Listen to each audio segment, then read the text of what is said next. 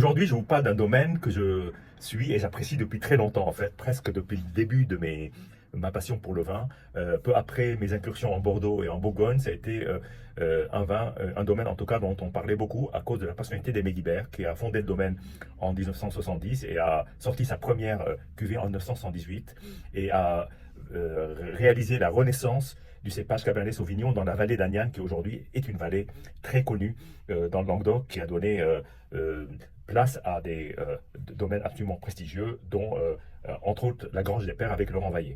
Alors là, on est sur le blanc. Alors le blanc, c'est un encépagement assez curieux, avec du chardonnay, du chenin blanc, du petit Mansingue, et j'oublie aussi du Viognier. Bah tiens, c'est une partie de la France qui est reprise en termes de cépages, plus 11 cépages autochtones. Et là, j'avais l'habitude de déguster à chaque fois que j'allais au salon des caves particulières, dans les années 90, les vins de l'année, dernière année, dernier millésime, et les vins de 10 ans. Et c'était intéressant d'ailleurs de voir comment les vins évoluaient. Et là, c'est un vin qui n'a pas 10 ans, ni 15 ans, ni 20 ans, mais qui a 25 ans. Donc c'est le blanc en 2000.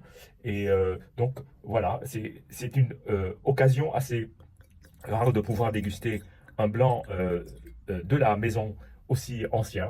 Donc voilà, écoutez, déjà la couleur, alors c'est pas une couleur dorée, c'est vraiment une couleur de thé légèrement infusée, avec un peu de rouge.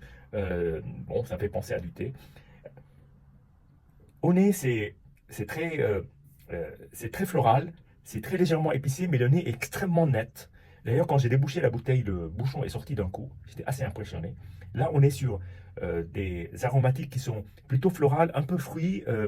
Euh, c'est rien d'un vin qui pourrait avoir 25 ans et avoir des légères notes parfois de vin vieux. Là, pas du tout, pas du tout.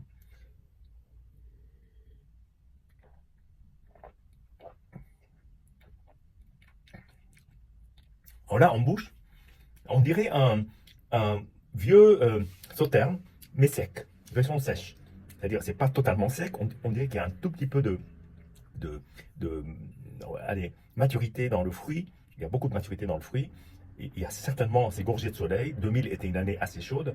Et ça donne un vin qui a une très très belle charpente, avec de l'abricot, un peu de fruits secs, très légers fruits secs, et puis une assez belle acidité, comme un fruit mûr, mais qui a conservé cette tonicité. Il y a plein de tonicité et surtout une très très belle fin en bouche. En tout cas, c'est une très très très belle cuvée. Je suis assez surpris, je ne m'attendais pas à ça. Le niveau de la bouteille était au top. Et là, on a un vin absolument superbe.